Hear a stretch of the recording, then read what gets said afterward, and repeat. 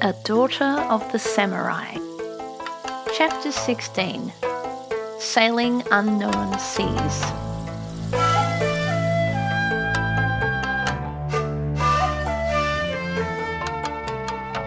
Another happy year I spent in school. Then I returned to Nagaoka, realizing myself how little I knew, but in the eyes of my friends, an educated woman. This was an unenviable reputation, one which I knew I should have to live down if I wanted to stand well in the eyes of my old friends during these last months before I started for my new home in America. Each vacation, I had had the same experience, for Nagaoka minds, although simple, loving, and true, were also stubborn, and no year could I begin where I had left off the year previous. My friends all loved me, and they had become somewhat reconciled to my change of faith, but they could not help thinking that, after all, I must be peculiar-minded to enjoy being so unlike other women. So again I had to accommodate myself to the discomfort of being received formally, and again patiently watch the gradual melting away of outward reserve until I could once more reach the faithful hearts beneath. But finally, I found myself settling into the old life, only now with the added excitement of my preparations for going to America. As a Japanese marriage is a family matter, it is not the custom for outsiders to present gifts, but the circumstances connected with mine was so unusual that many Nagaoka families sent large mochi cakes of red and white, most of them in the shape of storks or twin lovebirds, emblems of congratulations and happy long life. Distant relatives, older retainers and family servants, even those married and living at some distance, remembered me with weaves of silk and rolls of red and white mawata, the light, soft silk floss so useful in every Japanese family as interlining for cloaks and dresses and for various delicate household purposes. Most of these homely gifts were wholly inappropriate for life in America, but they expressed so much personal interest in me and loyalty to my father's family that I was deeply touched. And the dinners were many, most of them from relatives, where I, always seated next to mother in the place of honour, was served red rice and red snapper, head and all, and soup with 7, 9, or 11 vegetables. All this was exciting in a quiet way, but the real excitement came when brother, whose home was now in Tokyo, came up to be with us for my last weeks at home.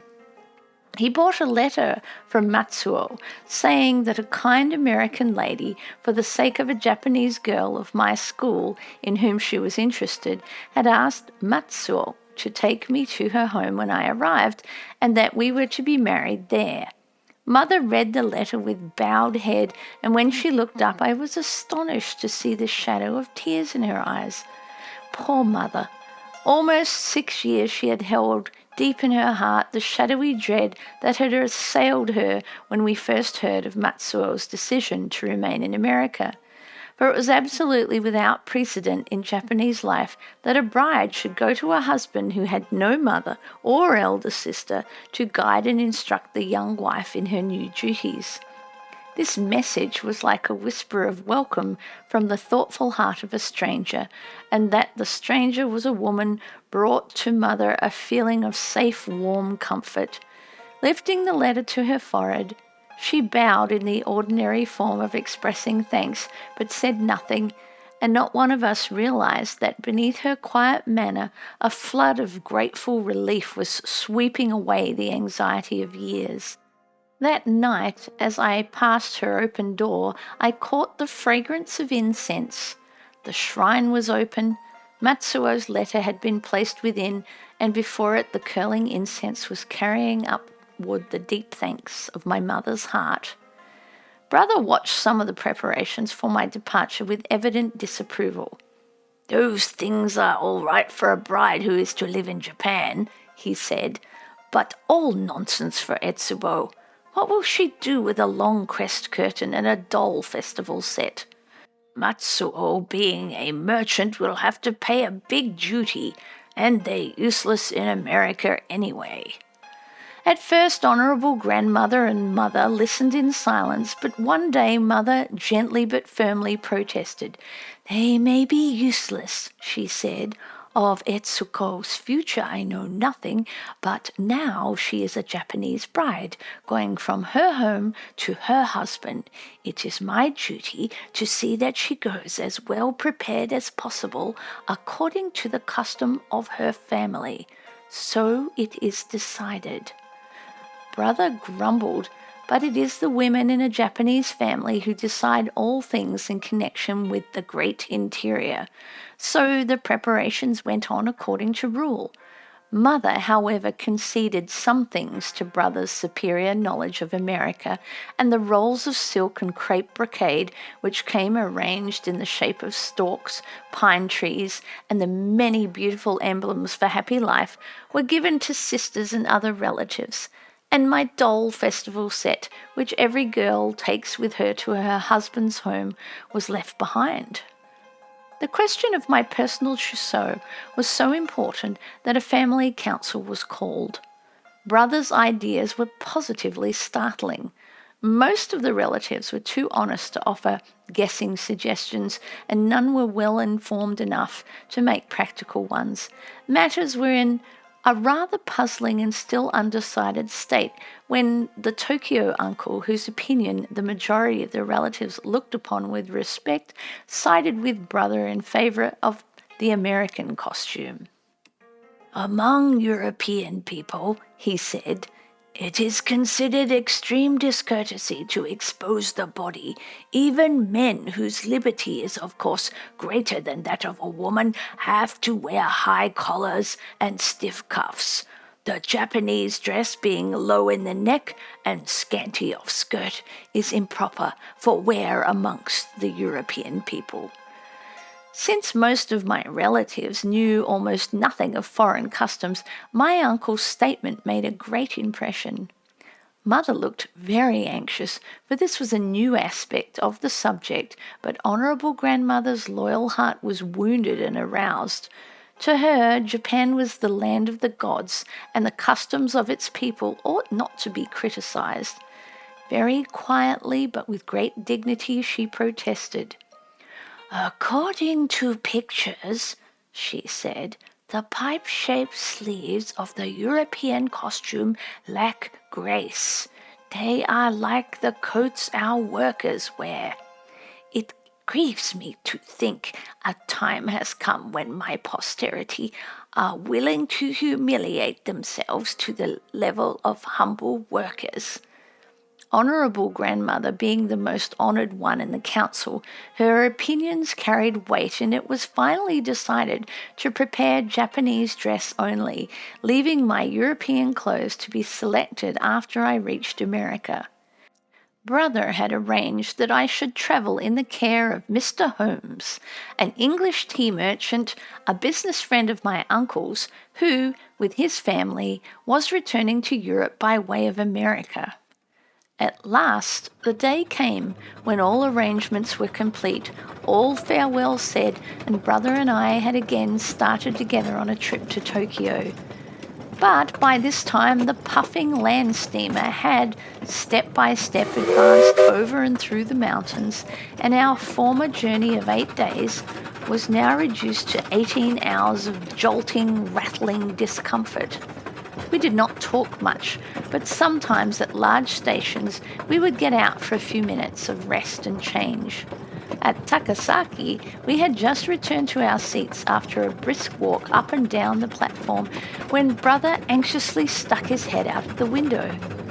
"What is it?" I asked. "I am looking to see if you left your wooden clogs on the platform again," he replied, with the old twinkle in his eye. We both laughed, and the remainder of the trip was a pleasant 3 hours, which I like to remember. In Tokyo, there were more dinners of red rice and whole fish, more useless loving gifts, more farewells with warm heartthrobs within and cool formal bows without. And then I found myself standing on the deck of a big steamer with my brother by my side and on the water below, awaiting launch to take ashore the last friends of the passengers. The third long hoarse blast of the warning whistle sounded, and with an odd tightness in my throat, I bent in a deep, long bow. Brother stood close to my sleeve. "Little Etsuko," he said with strange tenderness in his voice, "I have been a poor brother in whom you could not take pride, but I have never known an unselfish person except you."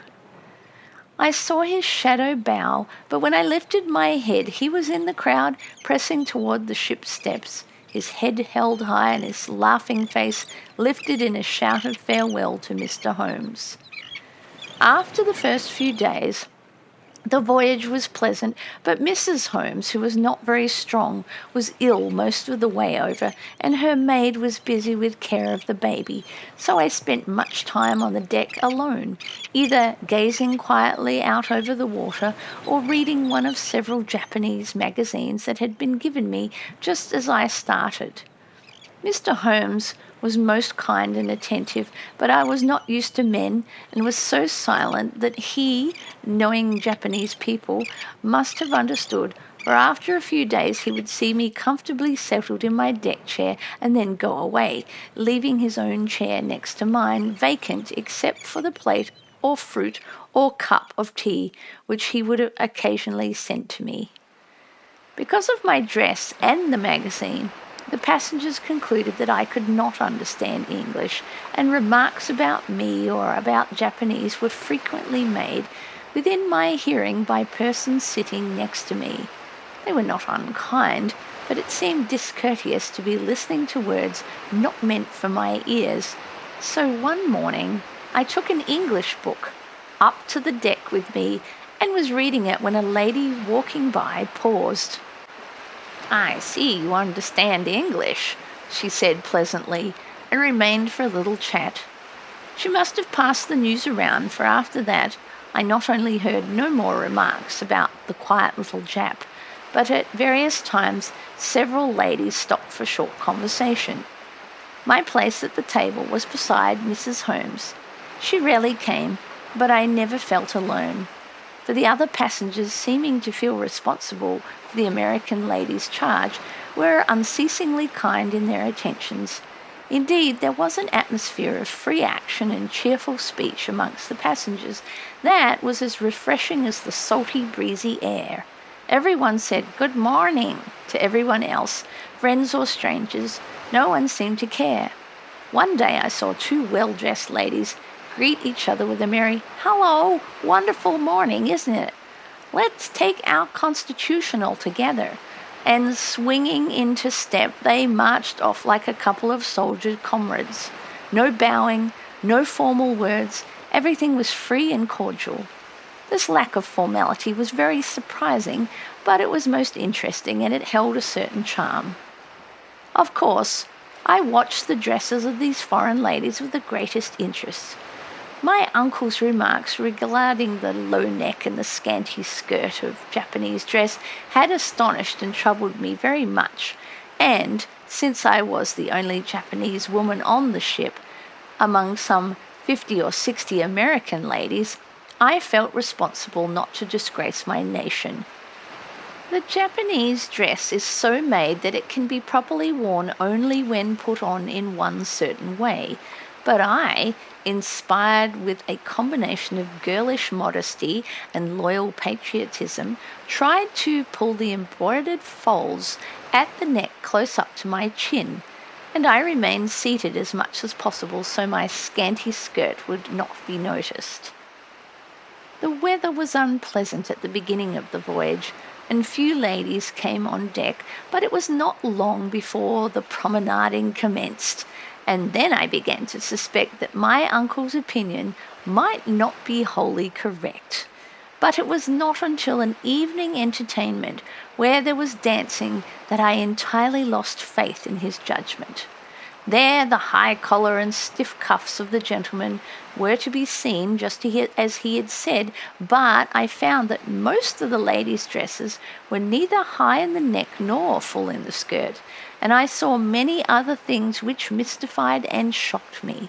The thin waists made of lawn and dainty lace were to me most indelicate, more so, I think, unreasonable though it seemed, than even the bare neck. I have seen a Japanese servant in the midst of heavy work in a hot kitchen with her kimono slipped down, displaying one entire shoulder, and I have seen a woman nursing her baby in the street, or a naked woman in a hotel bath, but until that evening on the steamer, I had never seen a woman publicly displaying bare skin just for the purpose of having it seen. For a while, I tried hard to pretend to myself that I was not embarrassed, but finally, with my cheeks flaming with shame, I slipped away and crept into my cabin berth, wondering gently over the strange civilization of which I was soon to be a part. I have no spirit of criticism in writing this. Indeed, after years of residency in this country, I am so changed that I can look back with surprised amusement at my first impressions.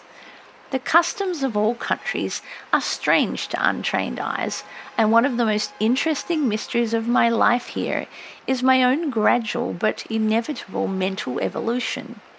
Now I can go to dinner or a dance and watch the ladies in evening dress with pleasure. To me, the scene is frequently as artistic and beautiful as a lovely painting, and I know those happy-faced women walking with the courteous gentlemen or swinging to the time of gay music are just as innocent and sweet of heart as are the gentle and hushed women of my own country over the sea. My experience in San Francisco was strange and puzzling, but delightful in their novelty. The astonishing little room at the Palace Hotel, which we had no sooner entered than it began to rise upwards, finally depositing us in a large apartment where we had a view as vast as from a mountain top. The smooth white bathtub, which could be filled with hot water without fuel or delay, the locked doors everywhere, for in Japan we never had a lock. All of these strange things, combined with the bewildering sense of the bigness of everything, was almost overpowering. This sense of the enormous size of things, wide streets, tall buildings, great trees, was also pronounced inside the hotel. The ceilings were lofty, the furniture was large, the chairs were high, and the sofas were wide, with the back far from the front. Everything seemed made for a race of giants, which, after all, is not so far from the truth, for that is what Americans are, a great people with nothing cramped or repressed about them, both admirable and faulty in a giant way, with large person, generous purse, broad mind, strong heart, and free soul. My first impression has never changed. We were in San Francisco only a few days, but everything was so hurried, so noisy and so strange that my brain settled into a half-numb condition of non-expectancy. Then something happened, so simple, so homely, a thing it was, that it stands out in my memory clear and separate from all else connected with my short stay in that wonderful city. A gentle, white-haired old minister who had lived in Japan came to make a friendly call. After the words of greeting, he unwrapped a white box and placed it in my hand. "I thought you would like a bit of home after your long trip," he said. "Look inside and see what it is." I lifted the cover, and what was my surprise to see real Japanese food, fresh and delicious. I must, long before, have heard my brother say that Japanese food could be obtained in America, but it had made no impression on me, and I was as astonished as if I'd expected never again to behold Japanese food. I looked up gratefully, and when I saw the humorous twinkle in his eye and kindliness in every feature of his smiling face, the strangeness of my surroundings melted away, and there came my first throb of homesickness. For behind the gentle smile I saw the heart of my father. Years before, just after my father's death, Ishi had taken me to the temple of the 500 Buddhas, where stood row after row of big carved images of stone or gilded wood.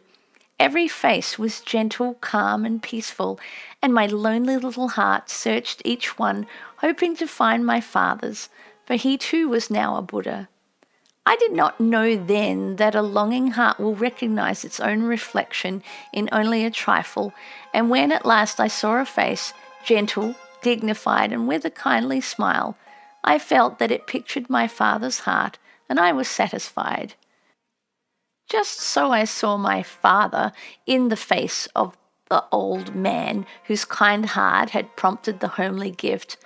I love to remember that smile as my welcome to the strange new country, which ever after was to be linked in my heart so closely to my own. During the long ride across the continent, I was reminded constantly of the revolving lanterns, which were so fascinating to me as a child.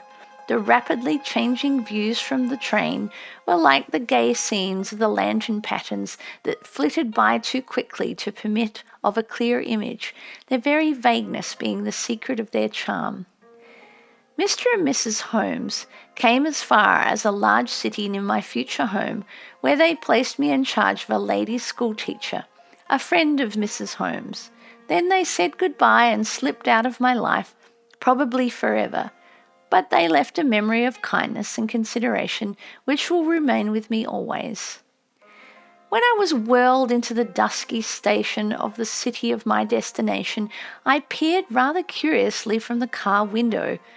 I was not anxious. I had always been taken care of, and it did not trouble me that I was to meet one I had never known before. On the crowded platform I saw a young Japanese man, erect, alert, watching eagerly each person who stepped from the train. It was Matsuo. He wore a grey suit and a straw hat, and to me looked modern, progressive, foreign in everything except his face. Of course, he knew who I was at once, but to my astonishment his first words were, "Why did you wear a Japanese dress?" There flashed into my mind a picture of the grave faces of the family council and my grandmother's words regarding pipe sleeves. Yet here I was in a land of pipe sleeves, gazing upon my future husband, a pipe-sleeved man. I laugh about it now, but then I was only a lonely, loose-sleeved, reproved little girl. Matsuo's disappointment in my dress was mostly on account of a much-honoured friend, Mrs. Wilson, the kind lady about whom Matsuo had written in the letter which for years was kept in Mother's shrine. With thoughtful kindness she had sent Matsuo in her carriage to meet me, and he, anxious that I should appear well in her eyes, was disgusted not to find me very up-to-date and progressive. I silently took my place beside Matsuo in the shining carriage with its prancing black horses and uniformed coachman, and in absolute silence we rolled along the busy streets and up the long sloping hill to a beautiful suburban home. I did not realize that the situation was perhaps as trying to him as for me, for I had never been so close to a man in my life, except my father, and I almost died on that trip. The carriage turned into a road that circled a spacious lawn and stopped before a large grey house with a wide, many-columned porch. Outside, the door stood a stately lady and a tall, white-haired gentleman. The lady greeted me with outstretched hands and cordial words of welcome. I was too graceful to reply, and when I looked up into the noble, kindly face of the white-haired gentleman beside her, peace crept into my heart, for behind his gentle smile again I saw the heart of my father. Those two good people will never know until they stand within the shining gates where heavenly knowledge clears our eyes how much their kindness, both before and after our wedding, meant to Matsuo and to me. For 10 restful days I was made welcome in that beautiful home. Then came the second of the 3 inevitables, for in old Japan, marriage held its place equally with birth and death. My wedding took place on a beautiful day in June. The sun shone, the soft wind murmured through the branches of the grand old trees on the lawn, the reception room with its treasures of art gathered from all lands was fragrant with blossoms, and before a wonderful inlaid console table were 2 crossed flags, American and Japanese. There Matsuo and Etsu stood while the Christian words were spoken, which made them one. By Matsuo's side was his business partner, a good, kind man, and beside me stood one who ever since has proved my best and truest friend. So we were married. Everyone said it was a beautiful wedding. To me, the room was filled with a blur of strange things and people, all throbbing with the spirit of a great kindness, and vaguely, mistily, I realized that there had been fulfilled a sacred vow that the gods had made long before I was born. Our friend Mrs. Wilson was always kind to me, and I have been happy and grateful guest in her beautiful home many, many times. But my permanent home was an adjoining suburb, in a large old-fashioned frame house set on a hill in the midst of big trees and lawns cut with winding gravel paths. The mistress of this house was a widowed relative of Mrs. Wilson, a woman in whom was united the stern, high-principled stock of New England with the gentle Virginia aristocracy. She invited us for a visit at first because she loved Japan, but we were all so happy together that we decided not to separate. So for many years our home was there with Mother, as we learned to call her. Close to my own mother, in my heart of hearts, stands my American mother, one of the noblest, sweetest women that God ever made. From the love and sympathy and wisdom of this pleasant home, I looked forth upon America at its best and learned to gather with understanding and appreciation the knowledge that had been denied my poor brother in his narrow life in this same land. Chapter 17. First Impressions. My first year in America was a puzzling, hurried push from one partially comprehended thought to another. Nevertheless, it was a happy year. No Japanese bride is ever homesick. She has known from babyhood that fate has another home waiting for her, and that there her destiny is to be fulfilled. Every girl accepts this in the same matter-of-course way that she accepts going to school. In marriage, she does not expect happiness without hardship any more than she expects school to be a playground with no study. So I drifted on from week to week, occasionally having to remind myself that even in America, the eyelids of a samurai know no moisture. But on the whole, finding the days full of new and pleasing experiences, I soon learned to like everything about my home, although at first the curtained windows, the heavy dark furniture, the large pictures and the carpeted floors seemed to hem me in. But I revelled in our wide porches and the broad lawn which swept in a graceful slope between curving paths down to the low stone wall. The battlemented top was like an elongated castle turret, and the big stone posts of the iron gates, half hidden from the porch by tall evergreens, seemed to me to have a protecting air. Then there was one big crooked pine and an icho tree standing side by side, which, when the moon was just right, made a perfect picture of an old Japanese poem. Between bent branches, a silver sickle swings aloft in youthful incompleteness, unknowing of its coming day of glory. Oh, I did love all the outdoors of that home. from the very first moment that I saw it. Much of my time was spent on one or the other of our 3 big porches, for Mother loved them almost as much as I did, and we used to go out the first thing after breakfast, she with her sewing and I with the newspaper. In order to improve my English, I read the paper every day, and I found it very interesting. I always turned first to the list of divorces in the court news. It was such a surprising thing to me that more women than men should be seeking for freedom. One day I told Mother that I felt sorry for the husbands. "Why?" she asked. "It is as often the fault of the husband as is the wife, I think. Isn't it so in Japan?" "But after choosing for herself, it must be hard for her wifely pride to acknowledge failure," I replied. "How about the man?" said Mother. "He sees and wants and beckons. She blushes and smiles and comes, or not, as she pleases. That is her part to come or not come." "Why, I thought it was the custom in American marriages for the woman to select," I said, somewhat surprised, for I, with most Japanese people of that day, so interpreted the constant references in books and papers to the American custom of women choosing their own husbands. It was one of many exaggerated ideas that we had of the dominant spirit of American women and the submissive attitude of American men.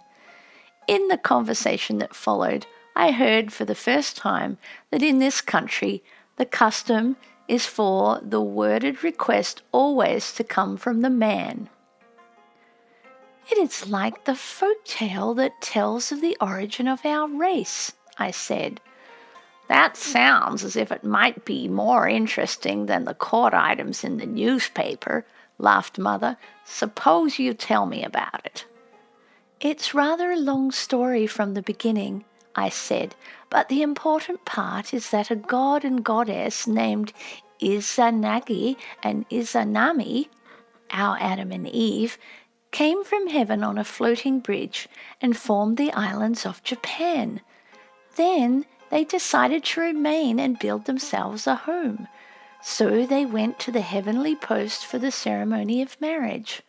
The bride starting from the right and the bridegroom from the left, they walked around the heavenly post. When they met on the other side, the goddess exclaimed, 'Thou beautiful god!' The god was displeased and said the bride had spoiled the ceremony, as it was his place to speak first, so they had to begin again.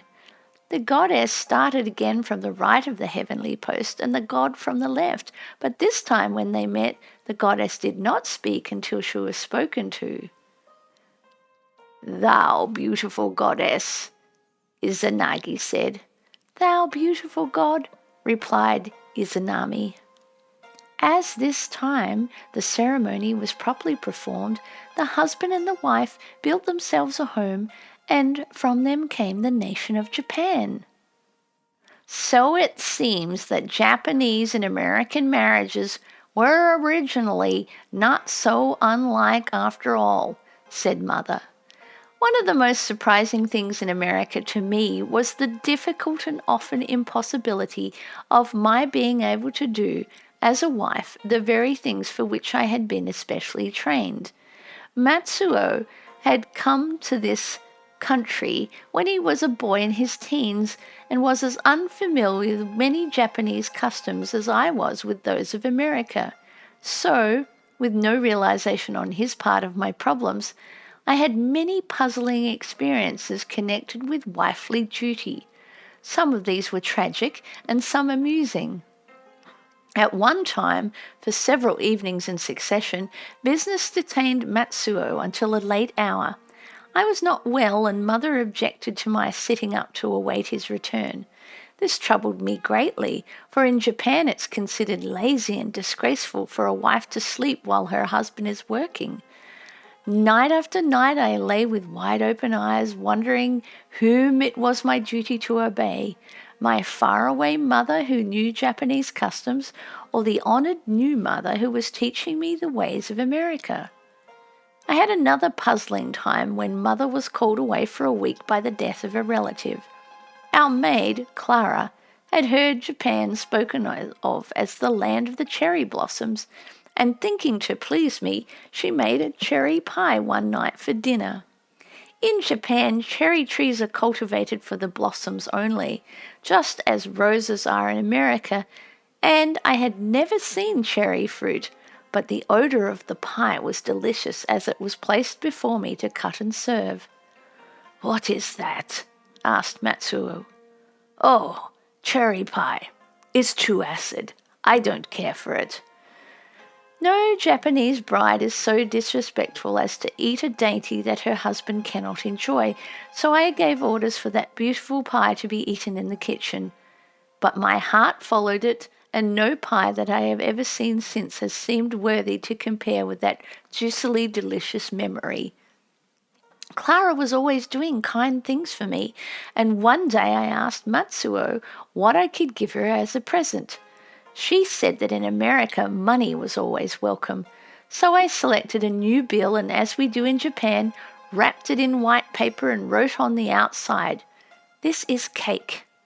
How Matsuo did laugh. "It's all right in America to give naked money," he said. "But that is only for beggars," I replied, really troubled. "Nonsense," said Matsuo. "Americans consider money an equivalent for service. There is no spiritual value in money."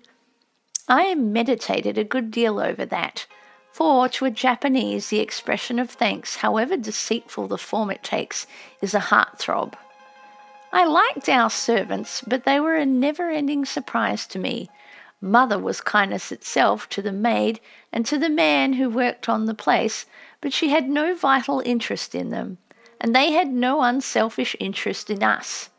In my home in Japan, the servants were minor members of the family, rejoicing and sorrowing with us and receiving in return our cordial interest in their affairs. But this did not mean undue familiarity. There always existed an invisible line at the doorsill, and I never knew a servant to overstep it or wish to, for a Japanese servant takes pride in the responsibility of his position. Clara attended to her duties properly, but her pleasures were outside the home, and on the days of her afternoon out, she worked with such astonishing energy that it suggested no thought of anything but getting through. I could not help contrasting her with gentle, polite Toshi and her dignified bows of farewell. But, on the other hand, Clara voluntarily did things for us which I should never have expected from any maid in Japan except my own nurse.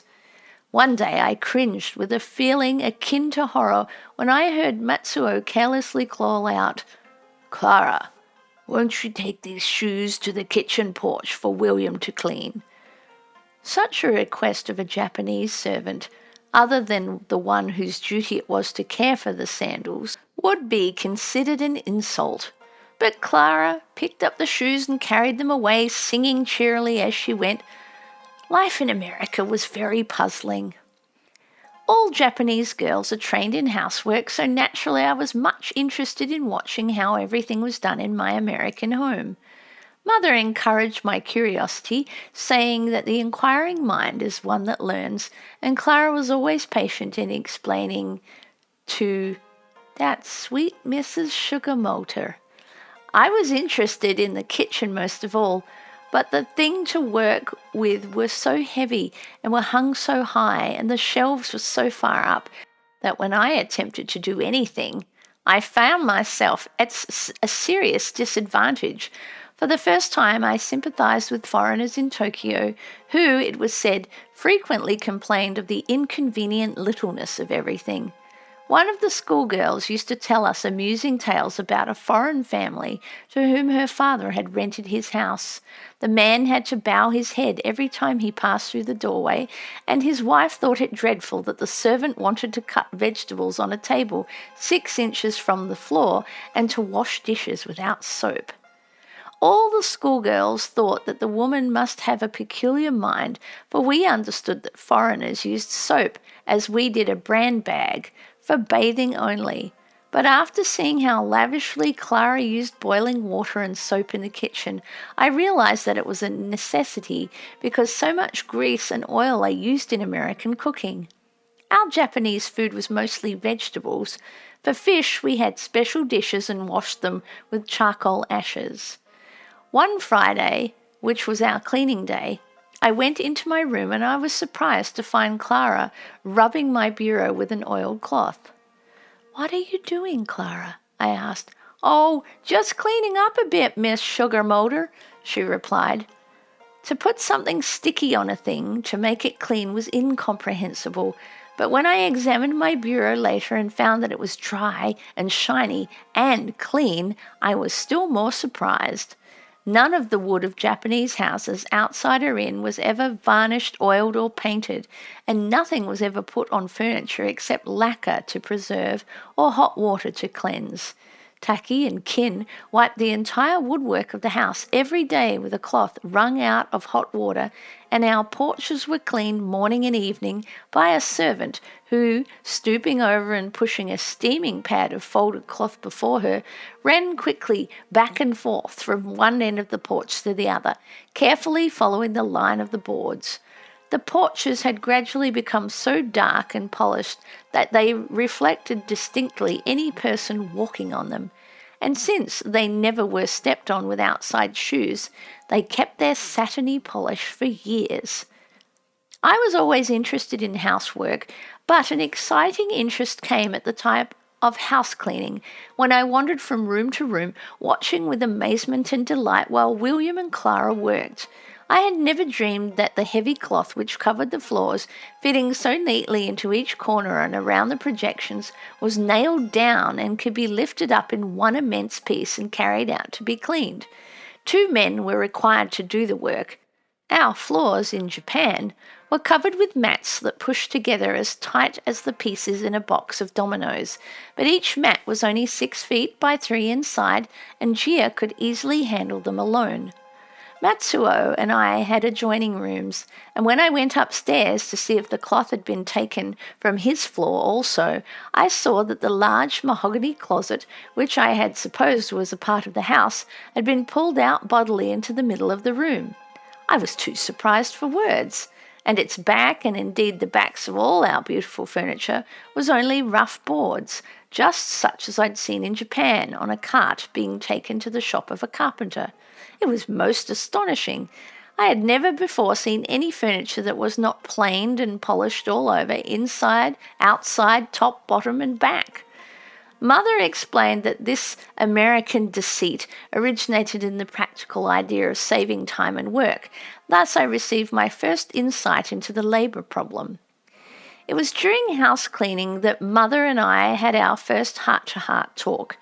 She was looking over some trunks of clothing in the attic, and I was sitting near holding a big cake of camphor, for which I broke off small pieces and wrapped them in tissue paper for her to place between the folds of a garment.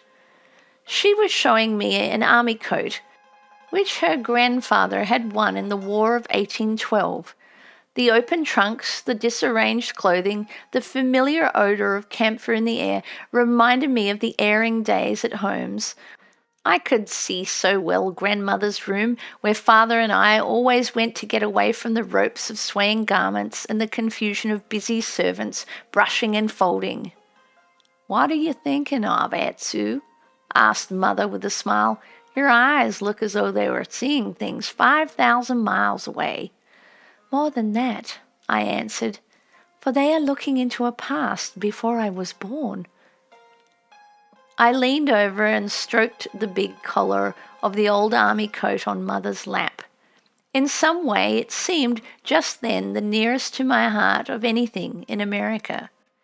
"In our go down, also, Mother," I said, "are sacred mementos to which war memories cling. There is a pile of thin-leaved books written in my father's hand, which are dear treasures to us all. You do not know, Mother, but my father was a prisoner once, held as hostage for a long time in an army camp.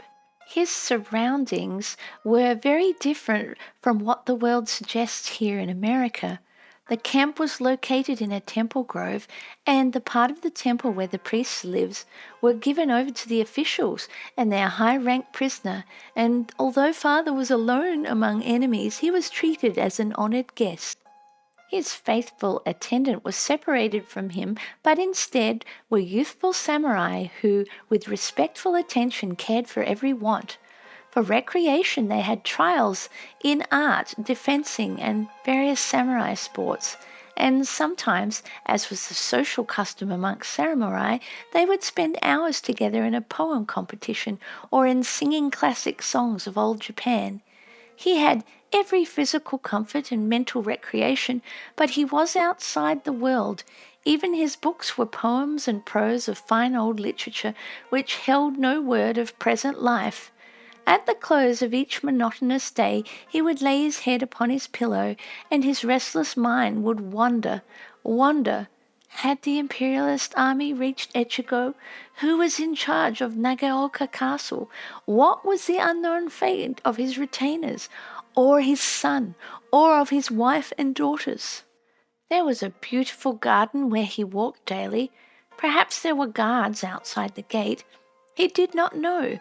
He saw nothing to tell him that he was not free, and probably there was nothing, for his guardians knew that he was held by chains stronger than any that could be forged, the spirit of samurai honor. During this lonely time, Father's dearest hours were those he spent with his writing brushes and in games of Go with the Commander General, a man of superior culture who often came to talk with him.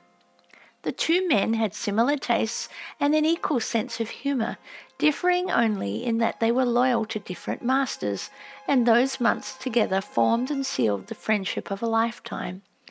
Both were fond of playing Go, and both played well and earnestly. Neither spoke his secret thought, but, long afterwards, Father confided to Mother that he was conscious that in any game they played, each in his own heart was fighting for his own cause. Sometimes one would win, sometimes the other.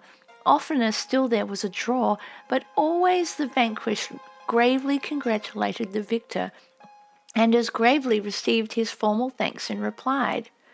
So passed the days and weeks and months and more, until he dreaded to think back and count, and not a word or a look or a hint had come to him of any world outside the temple walls.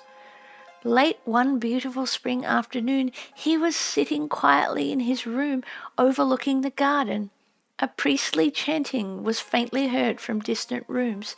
There was a breeze, and falling cherry blossoms were drifting across the garden, their fragrant petals slipping and catching in tinted drifts against the uneven stepping stones. A young moon was chasing shadows in the pine branches. It was a picture Father never forgot. A young attendant approached, and in his usual deferential manner, but with a grave face, announced, "Honourable guest, the evening meal is served." Father bowed his head, and the little lacquer table was brought and placed before him on the mat. At last the expected message had come.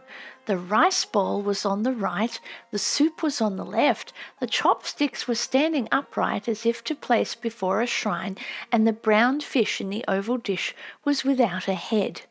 It was the silent command from samurai to a samurai. Father ate his dinner as usual.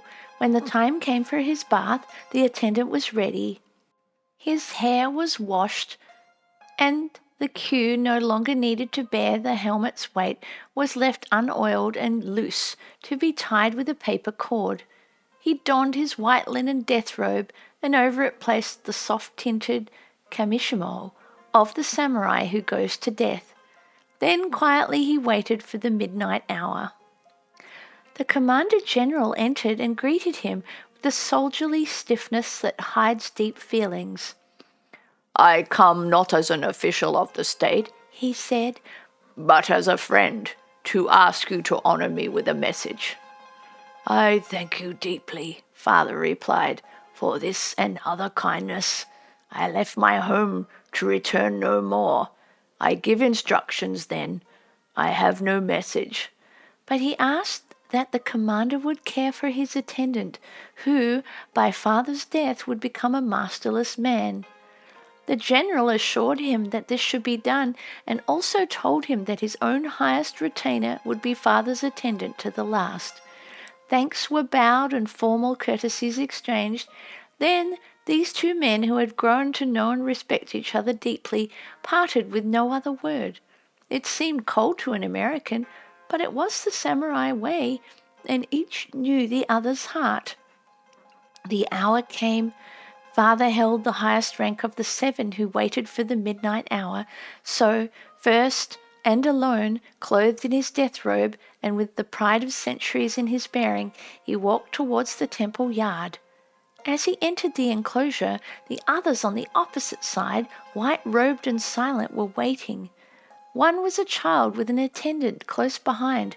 Father saw without looking, the grey-faced and strained eyes of Minato, his own little son's guardian.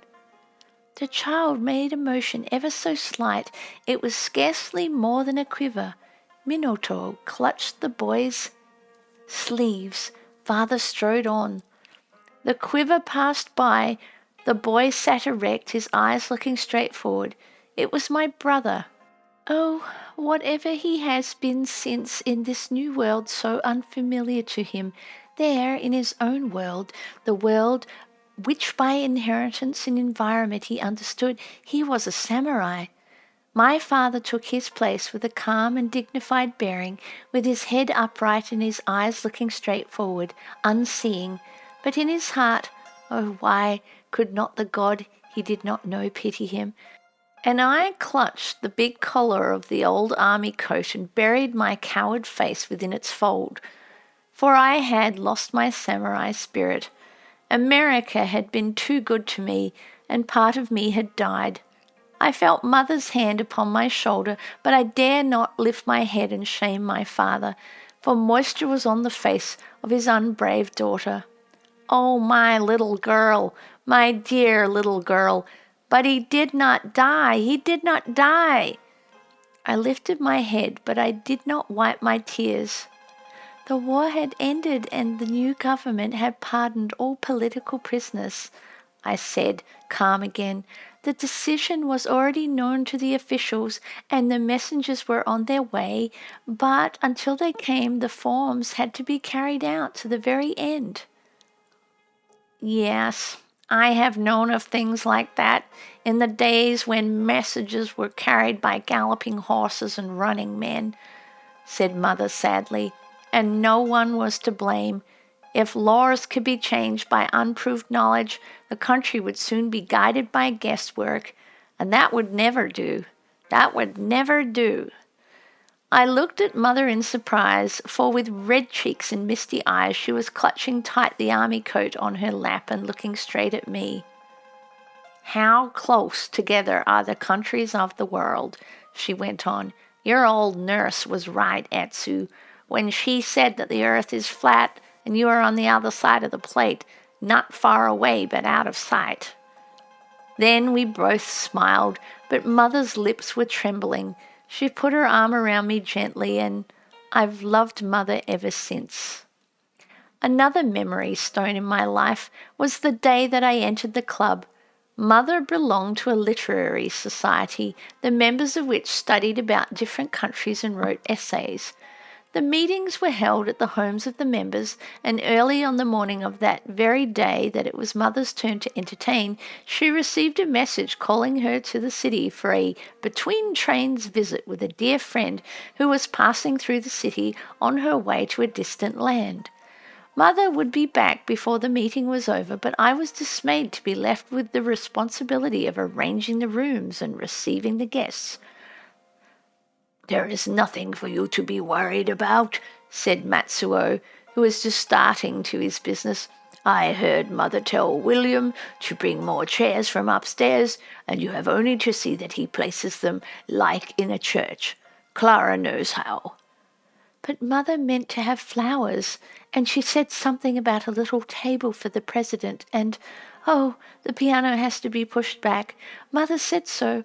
I do wish he was here, I cried in real anxiety and distress. Don't make a mountain out of a molehill. Clara is equal to anything.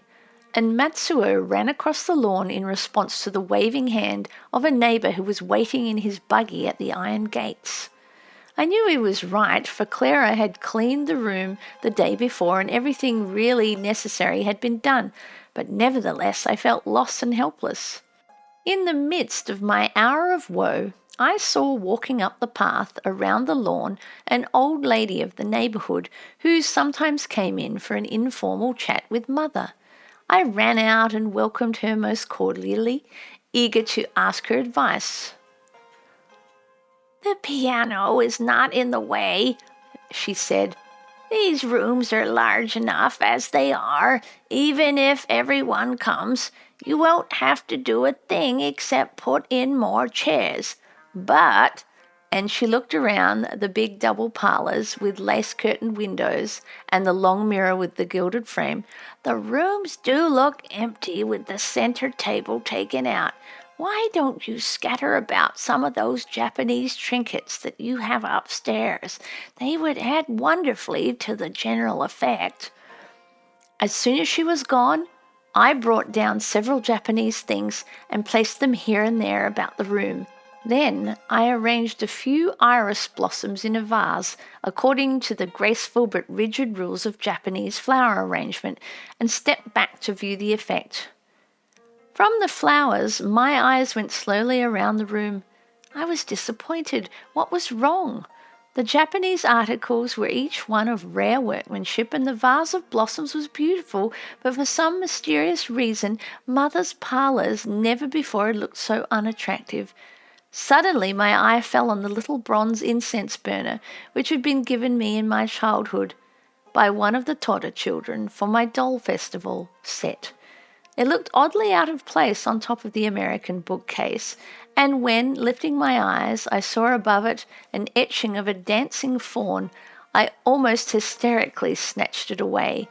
With lightning swiftness, my mind flew to the cool light rooms of my Nagaoka home, to the few ornaments, each in the place designed for it, and I began to understand.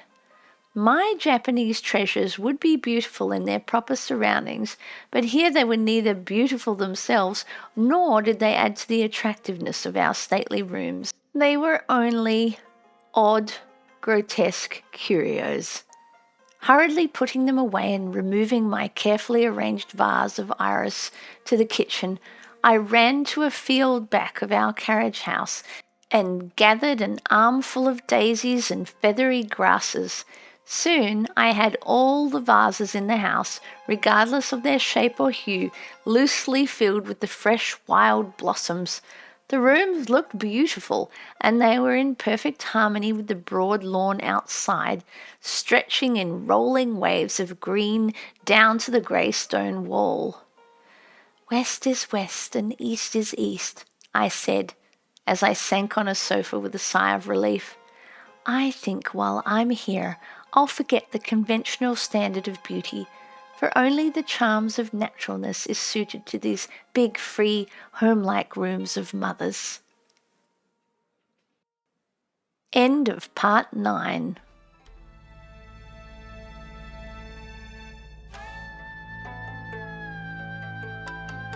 If you are enjoying these audiobooks, please take the time to subscribe, press like, leave a comment, or share this channel with your friends who also enjoy listening to audiobooks.